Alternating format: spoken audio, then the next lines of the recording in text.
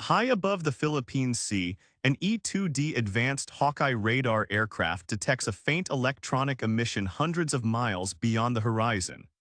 It is a hostile airborne early warning plane coordinating a simulated strike against an American carrier strike group. In the past, the carrier would have to maneuver defensively, relying on escort ships to absorb the incoming blow. But the rules of naval warfare have fundamentally changed. Data is instantly relayed via secure data link to an F-18 Super Hornet flying a combat air patrol at 40,000 feet.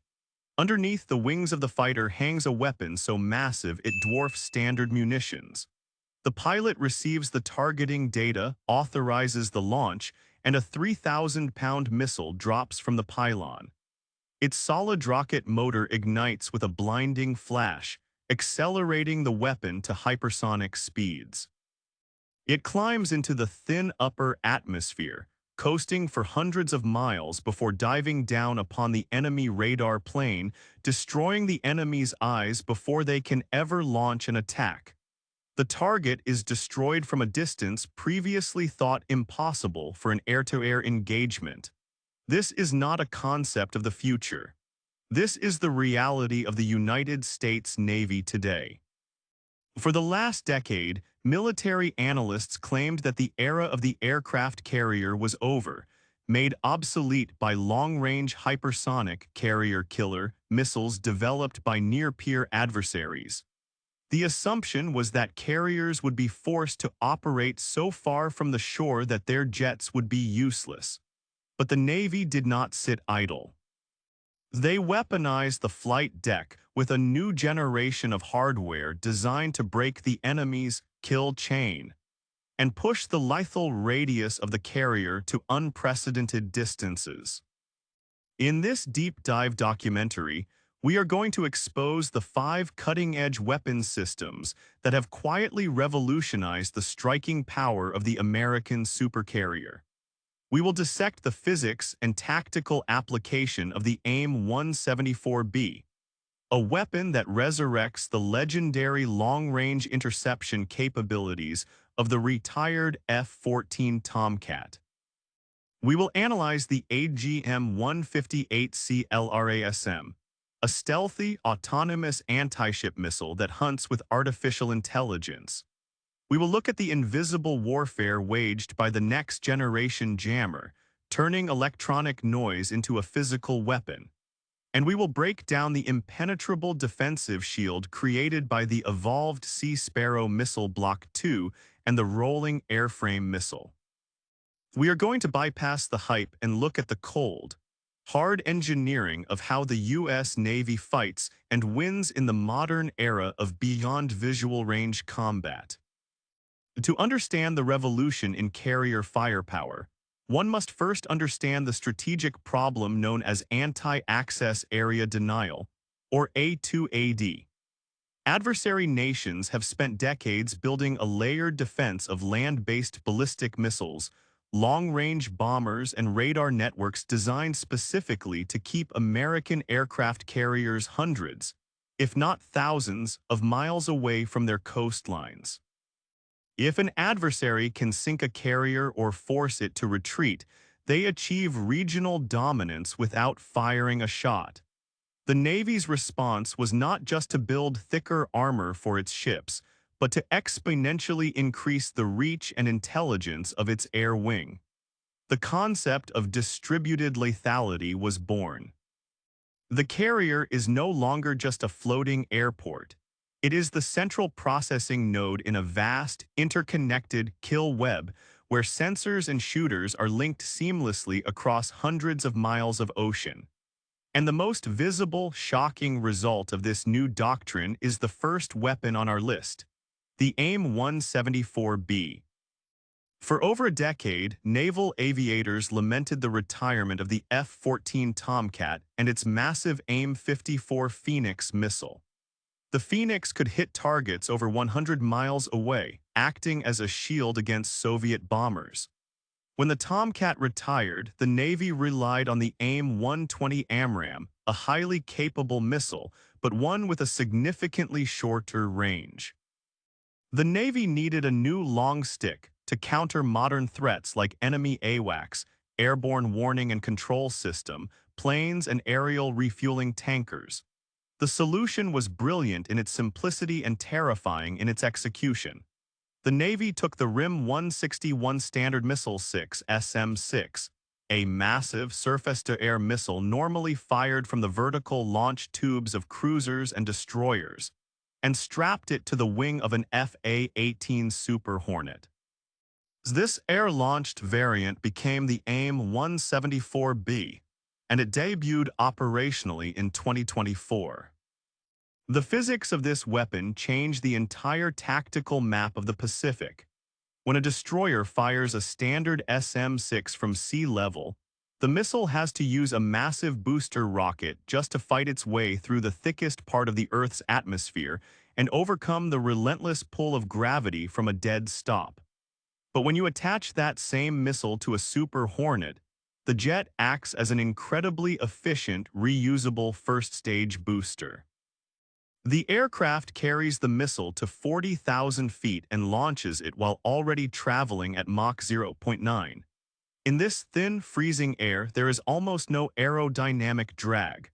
Without the need for the heavy surface launch booster, the AIM-174B's solid rocket dual-thrust motor propels the weapon to speeds exceeding Mach 3.5, giving it an estimated range well over 250 miles.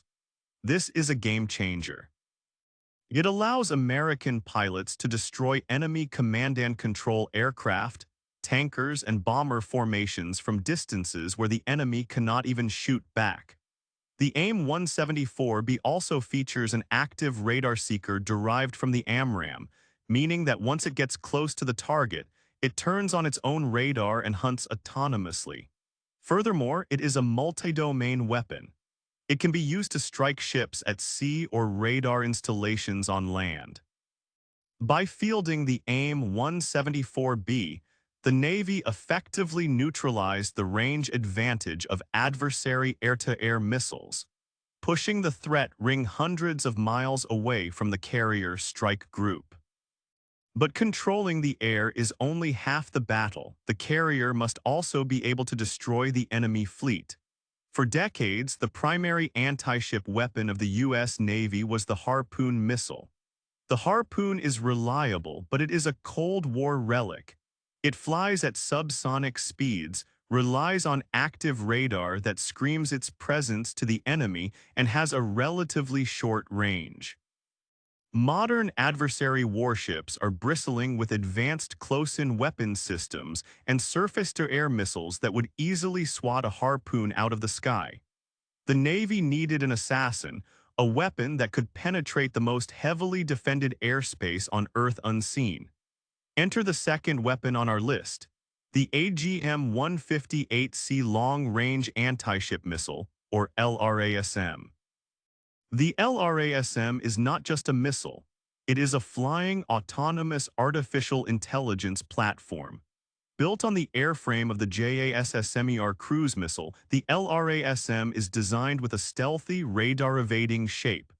The F-35C Lightning II, the Navy's premier stealth fighter, can carry these weapons, projecting stealthy firepower deep into contested zones. What makes the LRASM terrifying is how it thinks. A traditional anti-ship missile flies to a GPS coordinate and turns on an active radar seeker to find the ship. That radar pulse acts like a flashlight in a dark room. It illuminates the target, but it also alerts the target to the missile's exact location. The LRASM hunts in the dark. It relies entirely on passive sensors. It features a highly advanced radio frequency (RF) sensor that acts like an electronic ear, listening for the radar emissions of enemy ships. When the LRASM is launched from over 200 miles away, it flies low to the water to avoid detection. Its onboard computer contains a massive threat library of enemy radar signatures.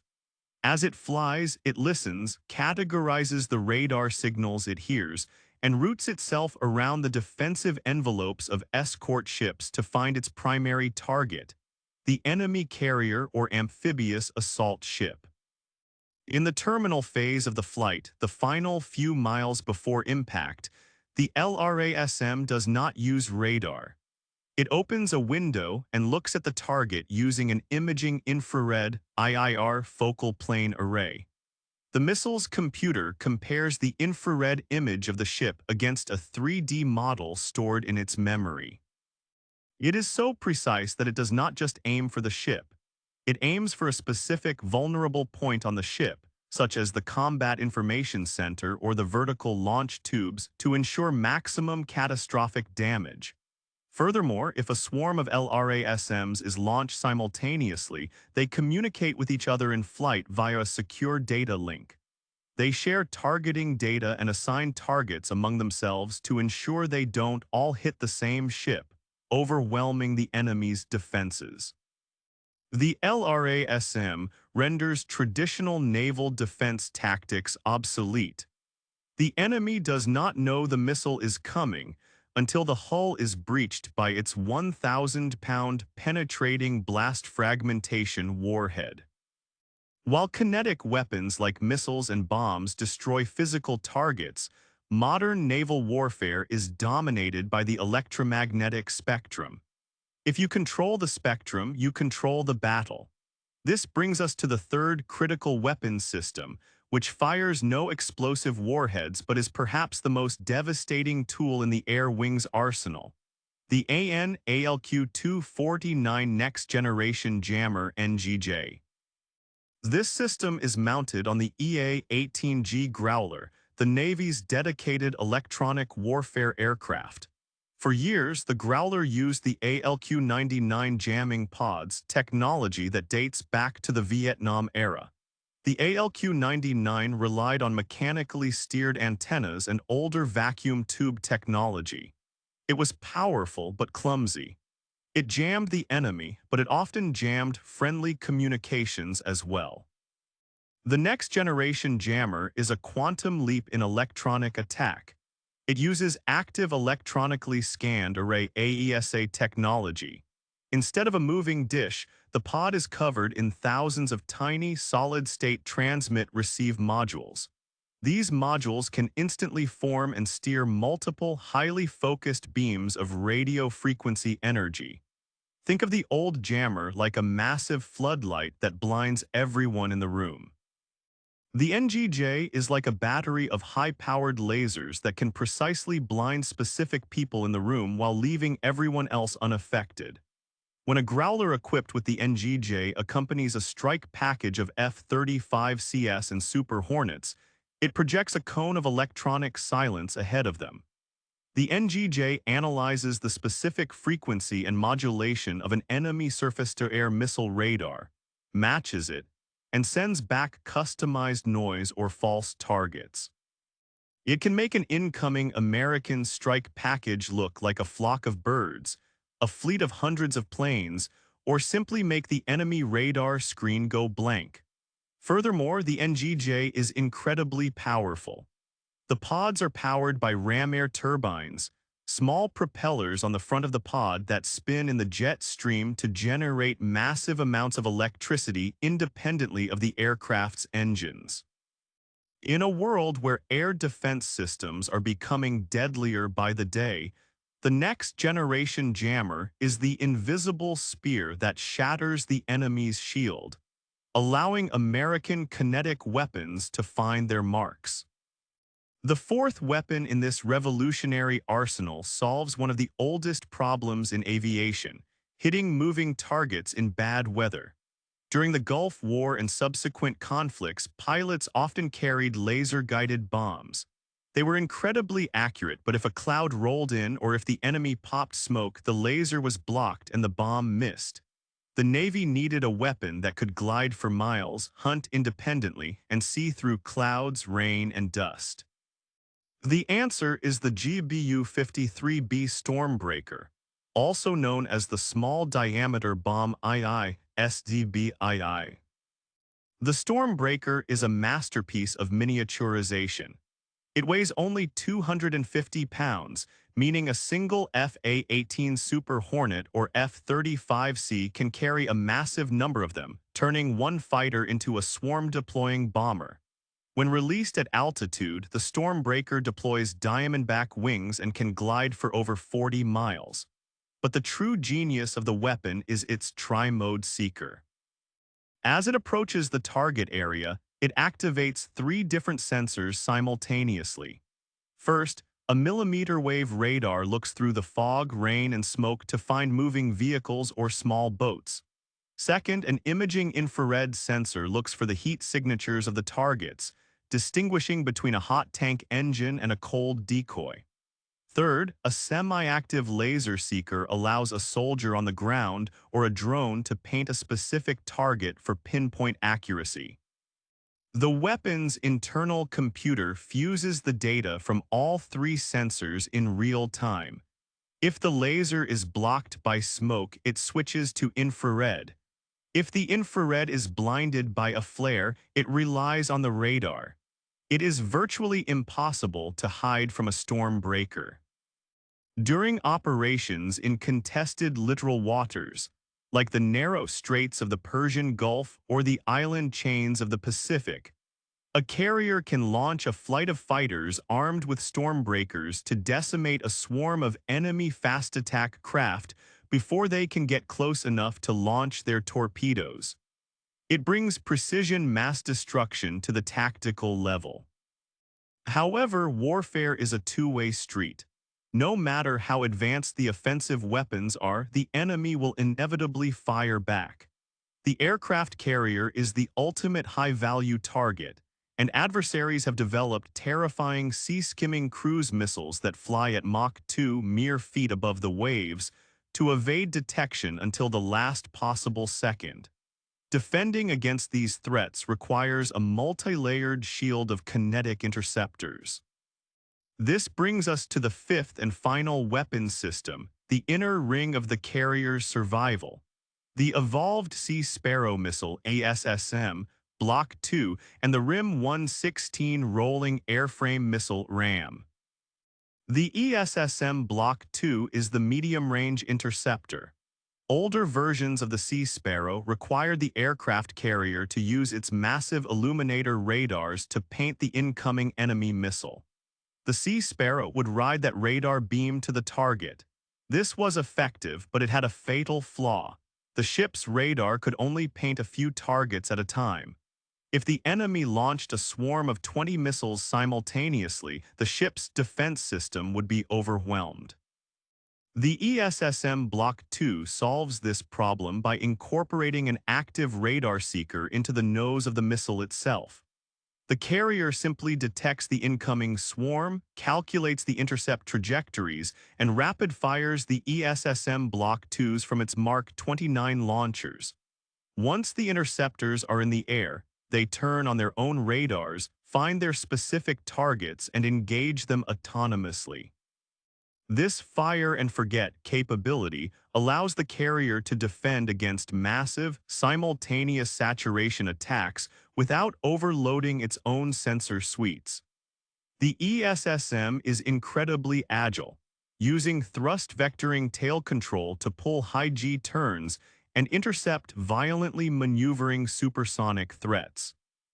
If an enemy missile manages to survive the fighters, the LRASMs, and the ESSM shield, it enters the terminal zone just a few miles from the carrier.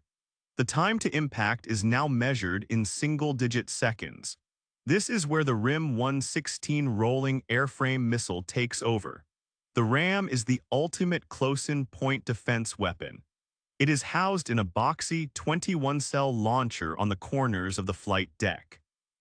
The RAM is a lightweight Mach 2 interceptor that operates on a brutal, brilliant physical principle.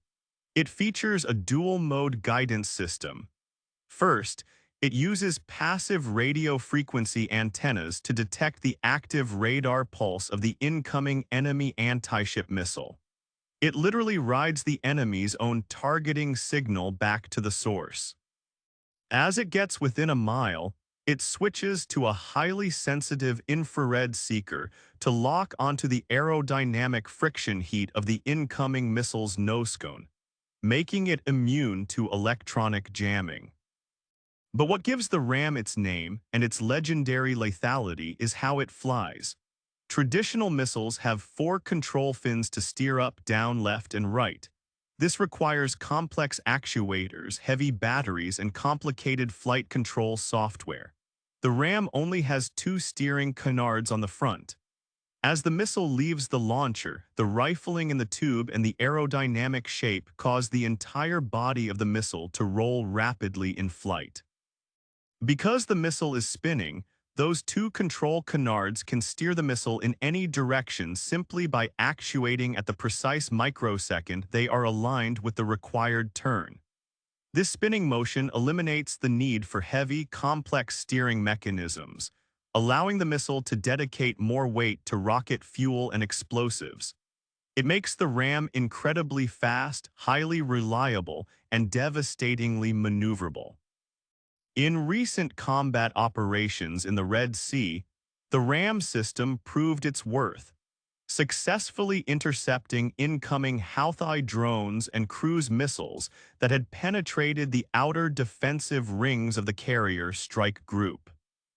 When you combine these 5 systems, the ultra-long-range assassination capability of the AIM-174B, the autonomous stealth hunting of the LRASM, the electronic blinding of the next-generation jammer, the all-weather swarm precision of the Stormbreaker, and the impenetrable kinetic shield of the ESSM and RAM, you realize that the aircraft carrier is not a relic of the past. It is a constantly evolving, lethal ecosystem. The critics who claimed that land-based hypersonic missiles had rendered the carrier obsolete failed to understand the modular nature of naval aviation. You do not need to build a new ship to defeat a new threat. You simply give the aircraft a new weapon, extending the carrier's lethal reach by hundreds of miles. The American Supercarrier remains the most heavily defended, technologically sophisticated, and devastatingly powerful projection of military force on the planet. It operates in a threat environment that is more dangerous than ever, but it does so with a web of weaponry that makes it the apex predator of the global oceans. If this deep dive into the engineering and tactical application of modern naval weaponry gave you a new understanding of how the fleet fights and wins, I need you to do 3 things right now. First, subscribe to the Tactical Chow channel. We do not rely on military press releases. We analyze the physics, the doctrine, and the cold, hard reality of modern combat systems. Second, smash that like button. It is the kinetic interceptor that helps us defeat the YouTube algorithm and bring these documentaries to a wider audience. Third, leave a comment below. I want to know, which of these 5 weapons systems do you think changes the balance of power the most? Is it the extreme range of the AIM-174B or the autonomous intelligence of the LRASM? Let the debate begin in the comments. And finally, if you think the weapons on the flight deck are terrifying, wait until you see the devastating firepower hidden beneath the waves. Click the video on your screen right now to explore the lethality of the SSGN